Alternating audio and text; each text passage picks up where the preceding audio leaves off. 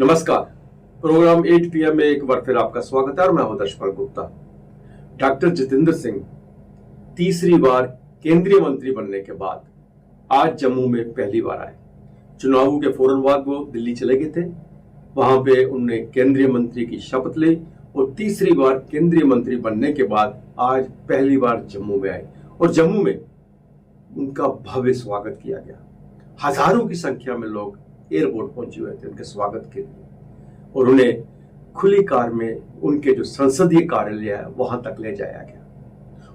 उनके अपने संसद क्षेत्र से बहुत लोग आए हुए थे, हजारों की संख्या में वहां से लोग आए थे और खासकर कल जो परिवहन मंत्री नितिन गडकरी के साथ उनकी जो मीटिंग हुई थी और छत्तरगढ़ टनल का जो प्रोजेक्ट 400 करोड़ रुपए का प्रोजेक्ट है, इसे पास किया गया था, उसको लेके वह लोग डॉक्टर साहब का धन्यवाद करने आए थे।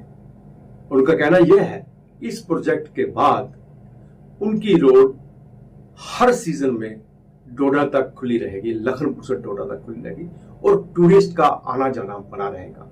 इसके अलावा बसोली का जो प्रोजेक्ट है रंजीत सागर डैम का, वो भी 400 करोड़ रुपए का प्रोजेक्ट है, उससे भी एक बहुत बड़ी उम्मीद बनी है वहां के लोगों को। वो कह रहे हैं यहाँ पे आने वाले दिनों में जब ये कंप्लीट हो जाएंगे तो मुझे लगता है कि वहां कश्मीर से ज्यादा टूरिस्ट जो है डोडा, भद्रवाह, बसोली इस इलाके में जाएंगे और सिर्फ यहाँ के नहीं, देश विदेश से टूरिस्ट यहाँ पे आएंगे। आज जम्मू में अमरनाथ यात्रा को लेकर यात्री भवन में एक मॉक ड्रिल की गई। ऐसा आप देख रहे हैं पिछले कुछ दिनों से जहां पे आतंकवादी हमले हो रहे हैं उसको सामने रखते हुए सुरक्षा के कड़े प्रबंध किए गए और इस बात का जायजा लिया गया है कि आने वाले दिनों में अमरनाथ यात्रियों को जम्मू के अंदर किसी किस्म की प्रॉब्लम ना हो, उनकी यात्रा सुगम हो। उसको लेके आज यात्री भवन का निरीक्षण किया गया, वहां गए, प्रशासन ने सारे इंतजाम देखे और इस बात की तसल्ली जाहिर की कि आने वाले दिनों में यात्रा जो है सबकी सुगम होगी। एक बहुत ही अच्छी खबर लगी आज जब आपके जिला का मुखिया आपके सामने हाथ में ट्रे लेके आपको पानी पिला रहा है और मिठाई खिला रहा है, तो कैसा आप महसूस करेंगे। जी, हम बात करते हैं रियासी की। रियासी के डिस्ट्रिक्ट कमिश्नर डीसी रियासी जो है विशेष पाल महाजन, उन्होंने आज यात्रियों को वहां पे पानी पिलाया और मिठाई अपने हाथों से खिलाई। आज एकादशी है और आज के दिन ये पुण्य का जो काम जो है, पहली बार हमने किसी डीसी को स्टॉल पे खड़े होके अपने हाथ में ट्रे लेके यात्रियों को, आने वाले लोगों को ठंडा पानी पिलाया और साथ में मिठाई भी बांटी। ये एक बहुत बड़ी एक अच्छी बात लगी। तो आइए हम नजर डालते हैं आज के समाचारों। भाजपा की ओर से जम्मू कश्मीर के लिए चुनाव प्रभारी घोषित किए जाने के बाद राजनीतिक दलों की ओर से अब विधानसभा चुनाव की तैयारियां आने वाले कुछ दिनों में शुरू होने की संभावना प्रबल हो गई है। अवाम को लगभग एक दशक के लंबे अंतराल पर चुनाव और 6 साल बाद नई सरकार मिलने की आस बंधी है। हालांकि भाजपा की राह में मुश्किलें भी कम नहीं हैं। जम्मू कश्मीर में नवंबर-दिसंबर 2014 में विधानसभा चुनाव हुए थे। जून 2018 में भाजपा के समर्थन वापस ले लेने से पीडीपी भाजपा गठबंधन सरकार गिर गई थी। तब से यहां निर्वाचित सरकार नहीं है। जम्मू संभाग में विधानसभा की 43 सीटें हैं जबकि कश्मीर में 47 सीटें हैं। बीते लोकसभा चुनाव में भाजपा को 43 में से 14 सीटों पर हार का सामना करना पड़ा था। उधमपुर व जम्मू लोकसभा सीट के 7 विधानसभा हलकों भद्रवाह, डोडा, बनिहाल, इंदरबल, आरएसपुरा, जम्मू दक्षिण, सुचेतगढ़, गुलाबगढ़ पर कांग्रेस से उसे कम मत मिले थे, तो राजौरी पुंछ जिले की 7 सीटें मेंढर, पुंछ, हवेली, सुरनकोट, थन्ना मंडी, बुद्धल, राजौरी व नौशहरा पर नेका से हार का सामना करना पड़ा था। भाजपा को 2019 की तुलना में लगभग 22% का नुकसान हुआ था। 2019 में उसे 46.39% मत मिले थे। क्षेत्रीय दलों नेका और पीडीपी को फायदा हुआ था। नेका को 15 व पीडीपी को 5% का नफा मिला था। 2019 में दोनों पार्टियों को क्रमशः 7.79 व 3.40% मत मिले थे। उत्तरी कश्मीर के बांदीपुरा जिले के आरा गांव इलाके में रात भर चली मुठभेड़ के बाद सोमवार को सुरक्षा बलों ने एक लश्कर तैयबा का ए श्रेणी का आतंकी मार गिराया। मारा गया आतंकी उमर अकबर लोन बारामूला जिले के वसन पट्टन का रहने वाला था। उस पर 10 लाख रुपए का इनाम था। आतंकी 2018 से सक्रिय था। वह ओजीडब्ल्यू नेटवर्क चलाता था, साथ ही कई आतंकी वारदातों में शामिल था। उसके कुछ और साथियों के छिपे होने की आशंका के चलते सुरक्षा बल इलाके में तलाशी अभियान चला रहे हैं। एक अधिकारी के अनुसार रविवार देर रात इलाके में आतंकियों की मौजूदगी की सूचना के बाद सेना की 13 राष्ट्रीय राइफल्स, सीआरपीएफ और जम्मू कश्मीर पुलिस की संयुक्त टीम ने घेराबंदी कर तलाशी अभियान शुरू किया। जैसे ही टीम संदिग्ध स्थान के पास पहुंची, छिपे हुए आतंकियों ने फायरिंग करना शुरू कर दी। जवाबी कार्रवाई के बाद मुठभेड़ शुरू हो गई। जंगल का इलाका होने के कारण रात में अंधेरे का फायदा उठाकर आतंकी फरार ना हो जाए, इसलिए रात भर इलाके में सख्त घेराबंदी की गई। अधिकारी ने बताया कि सोमवार तड़के रोशनी होते ही ऑपरेशन फिर से शुरू हो गया और आतंकियों के साथ दोबारा संपर्क होने पर कुछ देर तक चली मुठभेड़ में एक दहशतगर्द मारा गया। रात 16-17 जून को हमें एक स्पेसिफिक इंटेलिजेंस मिली, जिसके बेस पर Indian army, Jammu Kashmir police और सीआरपीएफ ने एक जॉइंट ऑपरेशन लॉन्च किया। इस ऑपरेशन के दौरान हमारी एक एम्बुश पार्टी को कुछ संदिग्ध हरकत दिखाई दी।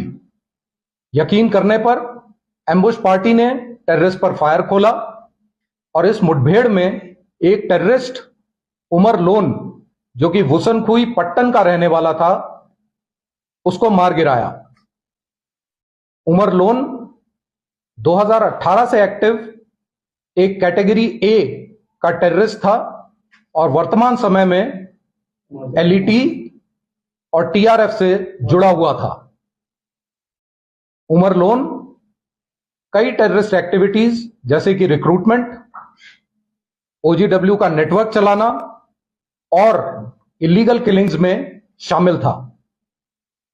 उमर लोन का एलिमिनेशन सिक्योरिटी फोर्सेस के लिए एक बड़ी कामयाबी है। पिछले कुछ हफ्तों में Indian army, Jammu Kashmir police और सीआरपीएफ ने हाई ऑपरेशनल मोमेंटम बनाया हुआ है, जिससे हमें कई कामयाबियां मिली हैं और कई पुराने टेररिस्ट को खात्मा किया गया है। इस कार्रवाई में हमें आवाम का भी भरपूर सहयोग मिला है और आने वाले समय में यह कार्रवाई इसी जोश के साथ बरकरार रखी जाएगी। मोदी सरकार की तीसरे कार्यकाल का पहला बड़ा आयोजन अंतर्राष्ट्रीय योग दिवस होगा। इस बार सरकार ने जम्मू कश्मीर को केंद्र बिंदु बनाया है ताकि कश्मीर में शांति का संदेश पड़ोसी मुल्कों तक भी पहुंच सके। पहली बार कश्मीर घाटी में लोगों के साथ मिलकर प्रधानमंत्री नरेंद्र मोदी योगासन करेंगे। 21 जून को श्रीनगर में होने वाले इस कार्यक्रम में 7,000 से ज्यादा लोगों ने पंजीयन करवाया है। बताया जा रहा है कि अनुच्छेद 370 हटने के बाद घाटी में आए बदलावों की तस्वीर ये आयोजन बनेगा, जिसमें युवाओं से लेकर बुजुर्ग और महिलाएं बढ़ चढ़कर हिस्सा लेंगी। कार्यक्रम को सफल बनाने के लिए केंद्र सरकार ने विदेश मंत्रालय, रक्षा मंत्रालय, आयुष और स्वास्थ्य के अलावा राज्य प्रशासनिक अधिकारियों की टीमें तैनात की हैं। जम्मू कश्मीर के आयुष विभाग के निदेशक डॉक्टर मोहन सिंह का कहना है कि समारोह में योग का कॉमन प्रोटोकॉल लागू होगा, जिसमें करीब 7,500 लोग एक साथ योगा करेंगे। श्री अमरनाथ यात्रा पर आने वाले श्रद्धालु अपनी सुरक्षा को लेकर निश्चित रहे। जम्मू में भगवती नगर स्थित यात्री निवास से लेकर रामबन में, चंद्रकोट व कश्मीर में नुनवान व बालटाल तक सभी आधार शिविरों में सुरक्षा के कड़े बंदोबस्त किए जा रहे हैं। इसी कड़ी में सुरक्षा बलों ने सोमवार को भगवती यात्री शिविर को खंगाला। इस दौरान यात्री शिविर पर ड्रोन हमले के खतरे से निपटने के लिए भी रणनीति बनाई गई। यात्री शिविर के आसपास ड्रोन की गतिविधियों पर नजर रखने के लिए सुरक्षा कर्मी तैनात रहेंगे। इसके अलावा प्रत्येक गतिविधि पर नजर रखने के लिए वहां सीसीटीवी लगाने के साथ सुरक्षा कर्मी ड्रोन का सहयोग भी लेंगे। जिला पुलिस के एक वरिष्ठ अधिकारी ने बताया कि यात्री निवास के आसपास किसी भी आपात स्थिति से निपटने के लिए क्विक एक्शन टीम को तैनात किया गया है। इस टीम में शामिल पुलिस के जवान 24 घंटे बुलेट प्रूफ जैकेट में आधुनिक हथियारों के साथ तैयार रहेंगे। क्यूआरटी को यात्री शिविर के नजदीक वाहनों में तैनात रखा जाएगा। यात्री भवन के हर बार की तरह जो ये भगवती नगर मेन सेंटर रहता है, इसकी तैयारियां पूर्णतः कर दी गई है। अभी फिनिशिंग स्टेज पे है। जो यहाँ पर पूरा वॉशरूम्स की व्यवस्था, रहने की व्यवस्था, लाइट, पानी जो भी है, जो RFID सेंटर बनेंगे उसकी पूर्णतः व्यवस्था की गई है। सुरक्षा के पूर्णतः प्रबंध किए गए हैं। तो पूरी यात्रियों की जो अमरनाथ यात्रा की पूर्ण तैयारी है उनका पूर्ण तरह से स्वागत करें। Thank you. जम्मू कश्मीर में आतंकवाद को सख्ती से कुचलने की चल रही निर्णायक तैयारी के बीच सोमवार को जम्मू पहुंचे chief of defence staff general Anil Chauhan ने जम्मू संभाग में इसी माह हुए 4 आतंकी हमलों से उपजे सुरक्षा हालात, आतंकवाद के खिलाफ सेना व सुरक्षा बलों की तैयारियां व श्री अमरनाथ यात्रा की सुरक्षा जांची। इस दौरान सेना व सुरक्षा बलों को आपस में और बेहतर समन्वय बनाने व मजबूत इंटेलिजेंस नेटवर्क से दुश्मन के षड्यंत्र को विफल करने के निर्देश भी दिए। इससे पहले CDS ने उधमपुर में नार्दर्न कमान और श्रीनगर में चिनार कोर में वरिष्ठ अधिकारियों के साथ बैठक भी की। CDS रविवार को जम्मू कश्मीर के 2 दिवसीय दौरे पर श्रीनगर पहुंचे थे। CDS ने श्रीनगर में चिनार कोर का दौरा कर आतंकवाद का नामो निशान मिटाने के लिए सेना सुरक्षा बलों के संयुक्त अभियान के बारे में जानकारी ली थी। सूत्रों के अनुसार उन्होंने सभी सैन्य फॉर्मेशन को सतर्कता के स्तर में और वृद्धि कर आतंकियों पर दबाव बनाकर उन्हें निष्क्रिय करने के लिए कहा। तहसील चनैनी शहर का कूड़ा दनास पट्टनगढ़ रोड के किनारे 500 मीटर की दूरी पर डाला जा रहा है, जिससे वार्ड नंबर 7 के स्थानीय लोगों का कहना है कि इससे दुर्गंध फैल गई है। सुबह सैर के लिए निकलने वाले लोगों को मुंह ढक कर निकलना पड़ता है और दुर्गंध इतनी ज्यादा है कि राहगीरों के लिए परेशानी बन गई है। इतना ही नहीं, बहुत सारे मंदिर भी बिल्कुल पास में हैं, जैसे बाबा श्याम, बाबा पैड़ देवता, हनुमान जी के मंदिर बिल्कुल सामने हैं। उनका कहना ये है कि नेशनल ग्रीन ट्रिब्यूनल एक्ट के तहत कूड़े के ढेर लगाए जाने के लिए जुर्माना किया जाना चाहिए। सारी गंदगी शहर की उठाकर वार्ड नंबर 7 में नाले में फेंक दी जाती है। और मुझे अफसोस हो रहा कि वो जो ग्रीन ट्रिब्यूनल बना हुआ है या वो जो जिनकी जिम्मेवारी है वो प्रदूषण को देखने की, वो भी कितने सुस्त है जम्मू कश्मीर के, कि सारा शहर की गंदगी तभी में जा रही है। उधमपुर और जम्मू के लोगों को भी ये गंदा पानी पीने का मुयस्सर हो रहा है और बीमारियों की खतरा।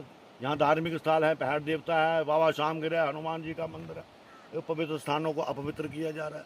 बड़ी अफसोस की बात है कि टाउन एरिया कमेटी भी चनैनी में सुस्त है कि इसके गंदगी को जरा ठिकाने लगाया जाए। और क्या वार्ड नंबर 7 ही सारी चनैनी तहसील की गंदगी डालने का एक जरिया बन गया? कोई पूछने वाला नहीं। और गंदगी इस तरह डाली गई कि सड़क में भी फैली हुई है और यहाँ कुत्ते आने जाने वालों को पर झपटते हैं। बदबू ही बदबू है। ऊपर हमारे मकान है, क्या हम इंसान नहीं है? बहुत अफसोस है कि मैं टाउन एरिया कमेटी से भी कहूँगा और दबदबे से भी कहूँगा कि हमें ऐसा रहा हो कि हमें सड़कों पर उतरना पड़े। उत्तर प्रदेश से पैदल ही बाबा बर्फानी के दर्शन के लिए महंत लाल बाबा अपने पड़ोसी के साथ निकल पड़े। उन्होंने बताया कि वे माता रानी के दर्शन के लिए तो कई बार पैदल दर्शन कर चुके हैं, लेकिन बाबा बर्फानी के लिए वे पहली बार पैदल यात्रा कर रहे हैं और पिछले 34 दिन से लगातार पैदल चल रहे हैं। उन्होंने कहा कि कड़कती धूप भी उनका कुछ नहीं बिगाड़ सकती। बाबा बर्फानी के दर्शन के लिए तो उन्हें जाना ही है।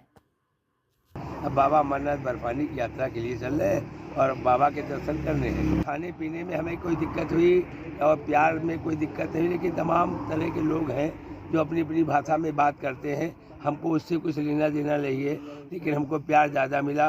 प्रभु की कृपा है कि जो है मतलब अब जैसे हम 93 में पहले वैष्णो माता के दर्शन करने आए थे 5 लोग।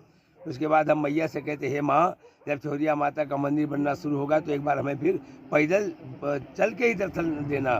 तो 2022 में मंदिर बनना शुरू हुआ माता जी का। फिर हम 2022 में 2 लोग वैष्णो माता का दर्शन करने आए। फिर अभी मैं गया, हमारी कोई बात नहीं, लेकिन माँ के दया थी कि जब हम 2 बार वैष्णो माता के दर्शन किए हैं पैदल चल के, तो क्यों नहीं इस बार जो है बाबा अमरनाथ बर्फानी के पैदल चल के दर्शन किए जाएँ। वह यही विचार मन में आया और 13 मई को हम लोग जय माता की कर दिए और अमरनाथ बर्फानी की यात्रा शुरू कर दिए। और उसके बाद मैया के दर्शन हो गए 30 दिन के अंदर। और फिर तीसरा दिन है आज, हम कटरा से चल दिया हूँ। बाबा अमरनाथ बर्फानी की यात्रा चल रही है। हमको जैसे घर से तमाम फ़ोन आते कि ऐसा हो रहा वैसा हो रहा। अरे भाई ये बताओ, अगर कहीं लखनऊ में या यहाँ कहीं भूकंप आ जाए, कितने लोग मर जाएंगे? क्या मतलब है? जिसको प्रभु, हम तो प्रभु के सहारे चल रहे हैं। हम चल रहे हैं, माँ चला रही, हम खा रहे हैं, माँ खिला रही, हमें मिल रहा, माँ दे रही है। तो जब हम माँ के सहारे चले तो हमें चिंता घर की नहीं, हमें चिंता तो भोलेनाथ की है कि हमको दर्शन की चिंता है, बस और कोई चिंता नहीं है। माँ की दया है। हमको जो शाम होती है माँ से कहता हूँ माँ मुझे खाना चाहिए, माँ मुझे सोने की व्यवस्था चाहिए, 1 घंटे के अंदर हो जाती है। अभी तक अभी 34वां दिन है, अभी तक हमें कोई कष्ट किसी रात को नहीं हुआ।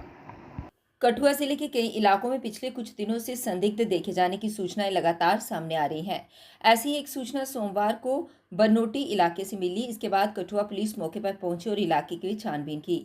हालांकि इस दौरान कुछ भी हाथ नहीं लगा। उधर महिला का दावा है कि उसने अपने घर के नजदीक छिपे एक संदिग्ध व्यक्ति को देखा। उसके हाथ में तेजधार हथियार था और उसने महिला को घूरकर भी देखा। डरी हुई महिला घर के भीतर आ गई और आसपास के लोगों को सूचित किया। महिला ने आरोप लगाया कि पुलिस ने मामले को गंभीरता से नहीं लिया। कल 8 बजे फिर आपसे भेंट होगी, तब तक इजाजत दीजिए।